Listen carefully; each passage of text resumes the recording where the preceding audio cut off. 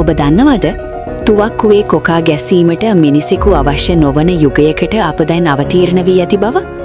මෘදුකාංගයක් මගින් සතුරා හඳුනාගෙන තනිවම තීරණගෙන ක්ෂණියකින් වෙඩි තැබිය හැකි මේ AI තුවක්කු ලෝකයේ මාරාන්තිකම අවිය ලෙස දැන් හඳුන්වනවා.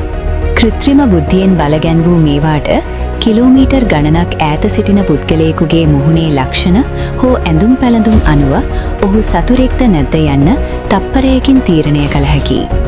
දේශසීමා ආරක්ෂා කරමින් සහ සතුරු ගුවන් යානා බිම හෙළීමට මේ වන විටත් මෙවැනි ස්වයංක්‍රීය පද්ධති ලෝකයේ ප්‍රබල රටවල් භාවිතා කරනවා.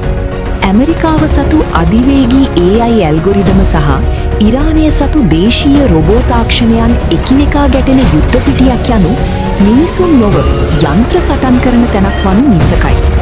ඉරානයේ භූගත කඳවුරු පද්ධති තුළට මෙවැනි ස්වයංක්‍රීය ඝාතක රොබෝවරුන් ඇතුළු කළහොත් සාම්ප්‍රදායික යුද්ධය මුළුමනින්ම උඩු යටිකුරු වනු ඇත. නමුත් මෙන්න බය හිතෙන ප්‍රශ්නය. මීට වසර කිහිපයකට පෙර ඉරානයේ ඉහළම න්‍යාෂ්ටික විද්‍යාඥයා ඝාතනය කිරීමට බාධිතා කළේ සැටලයිට් මගින් පාලනය වූ AI තුවක්කුවක් බව ඔබ දන්නවාද?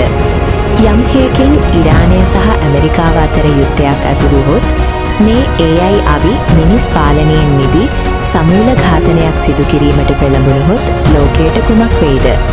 ඇමරිකාව සතු අධිවේගී AI ඇල්ගොරිදම සහ ඉරානය සතු දේශීය රොබෝ තාක්ෂණයන් එකිනෙකා ගැටෙන යුද්ධ පිටියක් යනු මිනිසුන් නොව යන්ත්‍ර සටන් කරන තැනක් වනු නිසකයි. ඉරානයේ භූගත කඳවුරු පද්ධති තුළට මෙවැනි ස්වයංක්‍රීය ඝාතක රොබෝවරුන් ඇතුළු කළහොත් සාම්ප්‍රදායික යුද්ධය මුළුමනින්ම උඩු යටිකුරු වනු ඇත. ඉතින් ඔබ මොකද හිතන්නේ? යුද පිටියේ තීරණ ගැනීම මිනිසකු සතු විය යුතුද? නැත්නම් එය AI තාක්ෂණයට බාර දිය යුතුද? ඔබේ අදහස දැන්ම කමෙන්ට් කරන්න.